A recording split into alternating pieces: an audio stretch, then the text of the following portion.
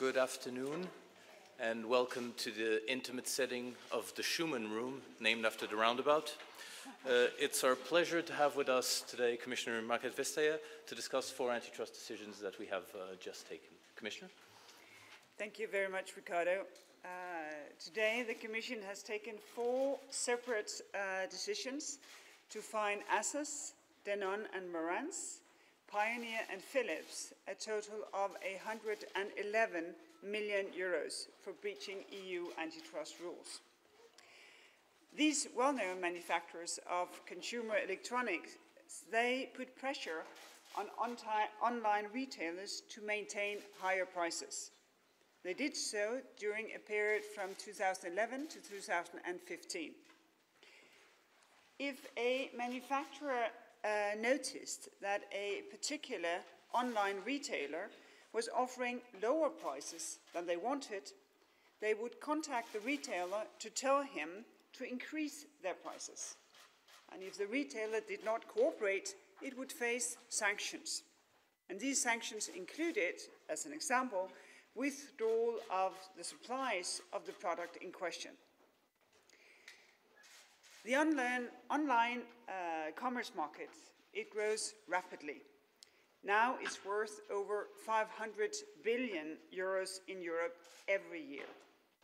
More than half of Europeans shop online.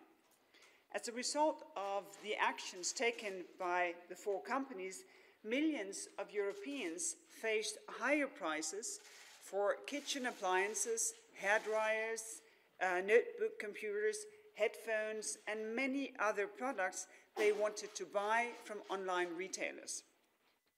This is illegal under EU antitrust rules. Our decisions today show that EU competition rules serve to protect consumers when companies stand in the way of more price competition and better choice. One of the big advantages for consumers in e-commerce is that you can easily compare prices and shop around to get a better deal. By stopping retailers from offering lower prices, the 4 manufacturers denied consumers the full benefits of e-commerce. Each of the 4 manufacturers individually targeted online retailers that offers the lowest prices for their products. Sometimes the manufacturers intervened because of a price deviation of just €1. Other interventions concerned price increases of more than €100. In any event, the manufacturers wanted retailers to charge artificially higher retail prices for their products. We call this resale price maintenance.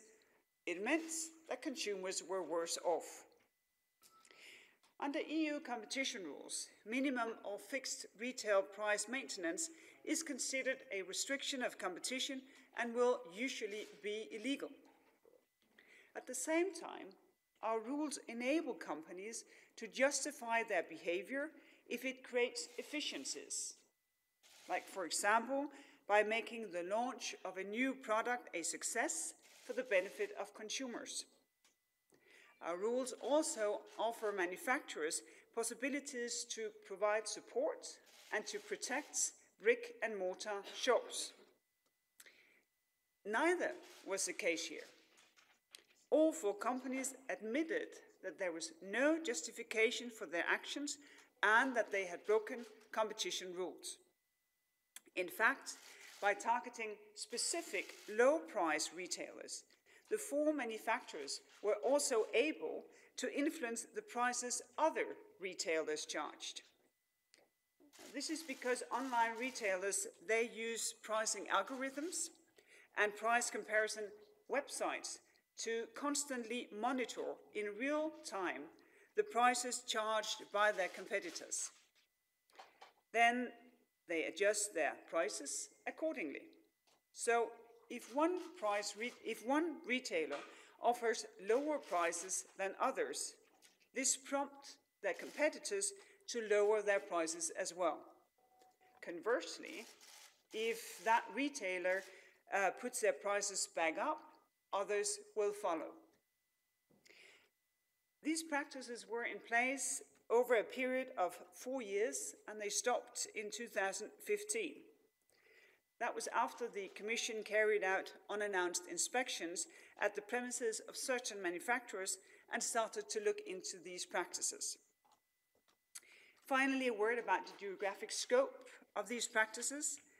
The member states affected by the restrictions were different in each case. Asus applied the practices in France and Germany. Denon and Marantz intervened in Germany and the Netherlands. Philips used these practices only in France.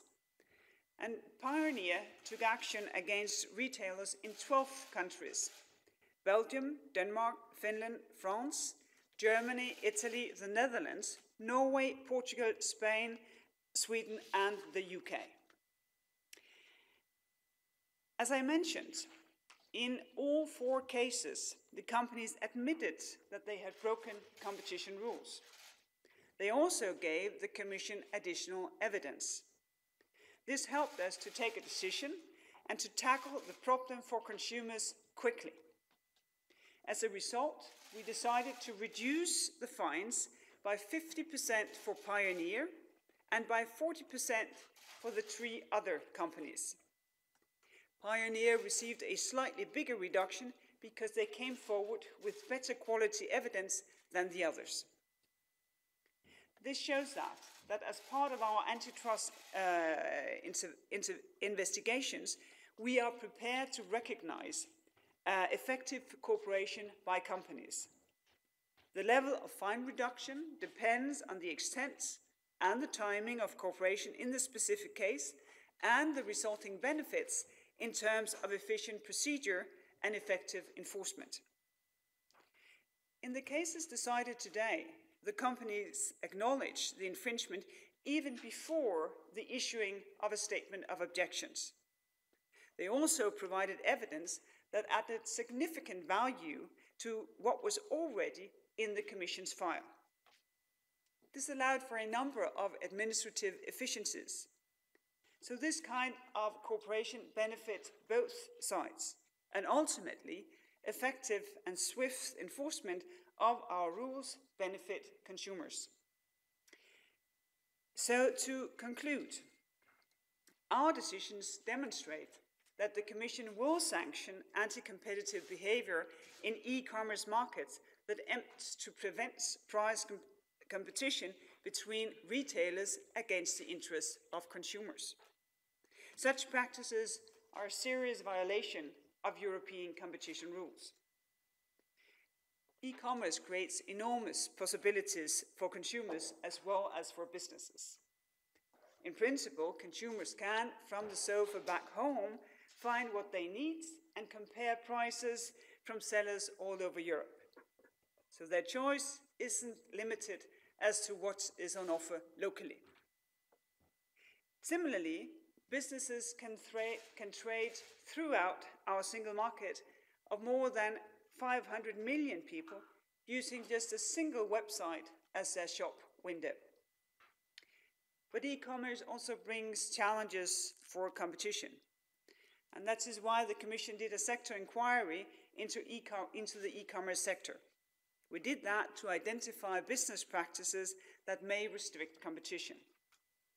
This sector inquiry confirmed that the use of pricing algorithms to monitor and to influence the price-setting behavior of others, well, it is quite widespread.